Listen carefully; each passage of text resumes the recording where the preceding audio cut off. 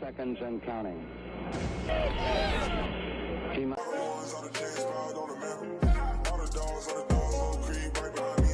Hey, what's good, guys? Clutch here. Amos here, back in another video. And for today's video, I'm going to be talking about the Houston Texans. And the Houston Texans have just made a free agent signing. Yes, a free agent signing in like more than halfway through the season. And I mean, it was a pretty good signing. This guy was just recently cut from the New York Jets, the team we're about to play this coming week.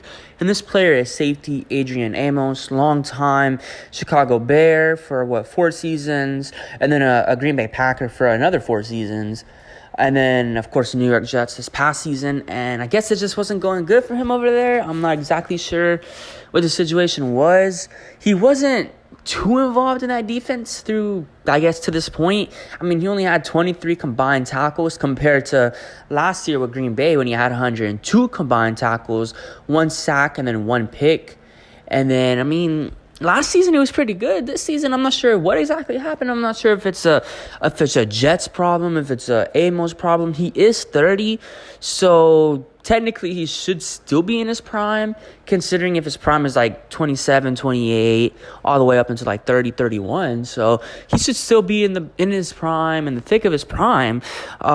Safeties, I mean, they can play pretty much until like maybe 33, 34, somewhere around that range. So apparently he wanted to leave the Jets, so I guess that's a good sign. I mean, he wanted to leave the Jets, probably go to a playoff contender, and that's exactly where he's on right now. Houston, a playoff contender, a team who needs depth if they want to really make a run in the playoffs, a team that could use all the help it could get, really. I mean, another safety, it would really help. Of course, Jalen Petrie and Jimmy Ward, they've been pretty good for us this season, especially Jimmy Ward when he has played, but keyword, when he has played.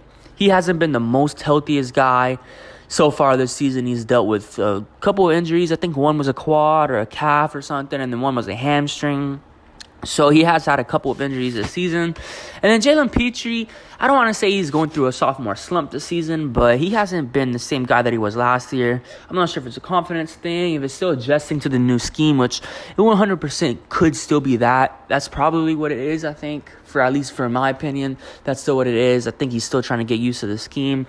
Last year, he was used to playing more in the box compared to this year, where we're asking him to be more back there in zone, more playing actual safety compared to last year, where he was just almost blitzing all the time or just having to go pick up the run because the defensive line and linebackers were just horrendous. So that's probably why he was able to rack up all those tackles last year and then be a big name that we always would see, because he's always getting tackles last year.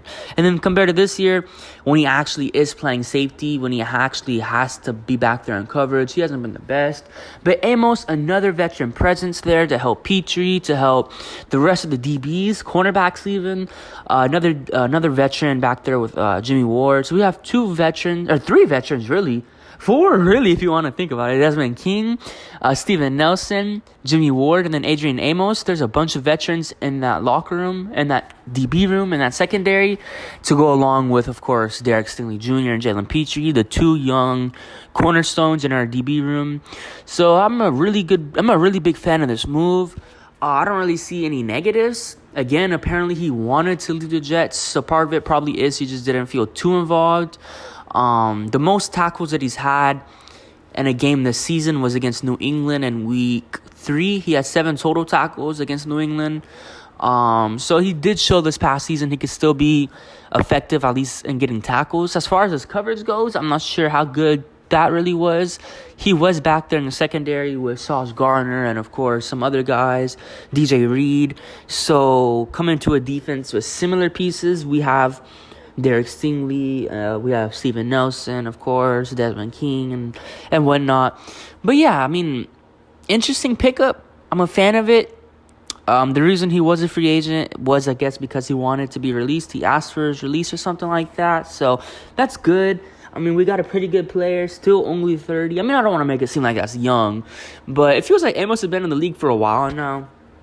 He came into the league in 2015 with Chicago. But yeah, pretty big fan of this move. Hopefully he can add a lot to this defense. Hopefully he can be a guy who can contribute moving forward as we really, really get into the thickness of the playoff race. But yeah, let me know what you guys think of the move. Do y'all like it? Do y'all really cared for it. I think he's still going to get some valuable playing time. I don't think it's just going to be he's just here. He just got signed and then he's just straight up not going to play. I think he's going to have some pretty significant playing time. But yeah, let me know what you guys think about the move. It's been Clutch Entertainment, and hope you guys have a good day. Peace.